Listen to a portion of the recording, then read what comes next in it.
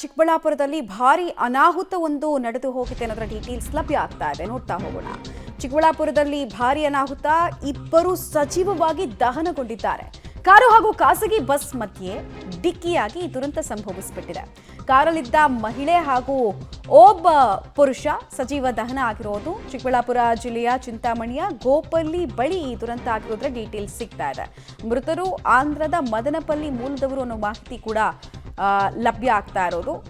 So ಅನಾಹುತ ಹೇಗಾಯಿತು ಅಂತ ಹೇಳಿದ್ರೆ, ಕಾರು ಮತ್ತು ಖಾಸಗಿ ಬಸ್ ಮಧ್ಯೆ ಡಿಕ್ಕಿ ಆದಂತಹ ಪರಿಣಾಮ ಕಂಪ್ಲೀಟಾಗಿ ಕಾರು ಸುಟ್ಟು ಹೋಗಿದೆ, ಬೆಂಕಿ ಹತ್ಕೊಂಡಿದೆ.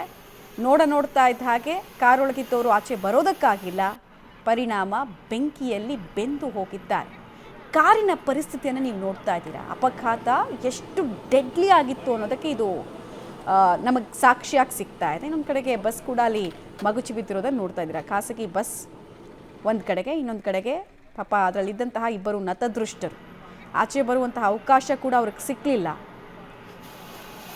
ಡಿಕ್ಕಿ ಹೊಡೆದ ಕೂಡಲೇ ಕಾರು ಬೆಂಕಿ ಹೊತ್ಕೊಳ್ಳೋದಕ್ಕೆ ಸ್ಟಾರ್ಟ್ ಆಗಿದೆ ಅಂತ ಅನಿಸುತ್ತೆ. ಲಾಕ್ ಸಿಸ್ಟಮ್ ವರ್ಕ್ ಆಗಿರಲ್ಲ.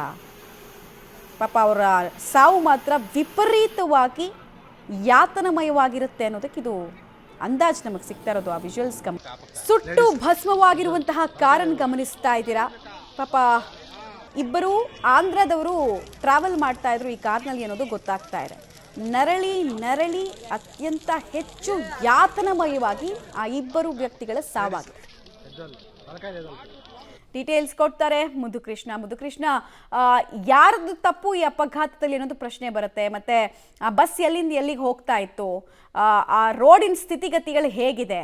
ಚಿಕ್ಕಬಳ್ಳಾಪುರ ಜಿಲ್ಲೆಯ ಚಿಂತಾಮಣಿ ತಾಲೂಕಿನ ಗೋಪಲ್ಲಿ ಗೇಟ್ ಅಂತೇಳಿ ಗೇಟ್ ನಲ್ಲಿ ಈ ಒಂದು ಅಪಘಾತ ಸಂಭವಿಸಿರುವಂತದ್ದು. ಅಂದ್ರೆ ತಿರುಪತಿ ಮತ್ತೆ ಮದನಪಲ್ಲಿ ಮತ್ತೆ ಚಿಂತಾಮಣಿ ಮಾರ್ಗವಾಗಿ ಪ್ರಯಾಣ ಮಾಡುವಂತಹ ಖಾಸಗಿ ಭಾರತಿ ಬಸ್ ಅಂತೇಳಿ ಆ ಬಸ್ ಮತ್ತೆ ಮದನಪಲ್ಲಿ ಮೂಲದವರು ಅಂತ ಹೇಳ್ತಾ ಇರತಕ್ಕಂತ ಅವರಿಗೆ ಸೇರಿದಂತಹ ಕಾರು, ಬೆಂಗಳೂರು ಕಡೆಯಿಂದ ಹೋಗ್ತಾ ಇದ್ದಂತ ಕಾರು ಮತ್ತೆ ಮದನಪಲ್ಲಿ ಕಡೆಯಿಂದ ಚಿಂತಾಮಣಿ ಕಡೆಗೆ ಬರ್ತಾ ಇದ್ದಂತ ಖಾಸಗಿ ಬಸ್, ಈ ಎರಡೂ ಬಸ್ಗಳ ನಡುವೆ ಮುಖಾಮುಖಿಯಾಗಿ ಡಿಕ್ಕಿ ಸಂಭವಿಸಿರುವಂತದ್ದು. ಹಾಗಾಗಿ ಅಪಘಾತದ ರಭಸಕ್ಕೆ ಬಸ್ಸು ಕೂಡ ಒಂದು ಕಡೆ ರಸ್ತೆ ಬದಿಯ ಹಳ್ಳಕ್ಕೆ ಬಿದ್ದು ಪಲ್ಟಿ ಆಗಿರುವಂತದ್ದು, ಮತ್ತೊಂದು ಕಡೆ ಕಾರು ಕೂಡ ರಸ್ತೆ ಬದಿಯಲ್ಲಿರುವಂತಹ ಹಳ್ಳದಲ್ಲಿ ಸಿಲುಕಾಕೊಂಡಿದೆ. ಹಾಗಾಗಿ ಡಿಕ್ಕಿಯ ರಭಸಕ್ಕೆ ಕಾರಿಗೆ ಬೆಂಕಿ ಹೊತ್ಕೊಂಡಿದೆ. ಹಾಗಾಗಿ ದಗದಗ ಅಂತ ಒತ್ತು ಉರಿದಿದೆ. ಹಾಗಾಗಿ ಆ ಕಾರಿನಲ್ಲಿದ್ದಂತಹ ಇಬ್ಬರು, ಓರ್ವ ಮಹಿಳೆ ಮತ್ತು ಮತ್ತೊಬ್ಬರು ಪುರುಷರು, ಇಬ್ರು ಕೂಡ ಸಜೀವ ದಹನ ಆಗಿರುವಂತದ್ದು. ಮತ್ತೆ 3 ಜನ ಗಾಯಾಳುಗಳಾಗಿದ್ದಾರೆ. ಅವರನ್ನ ಈಗ ಚಿಂತಾಮಣಿಯ ಸರ್ಕಾರಿ ಆಸ್ಪತ್ರೆಗೆ ದಾಖಲಿಸುವಂತ ಕೆಲಸವನ್ನ ಮಾಡಲಾಗಿದೆ.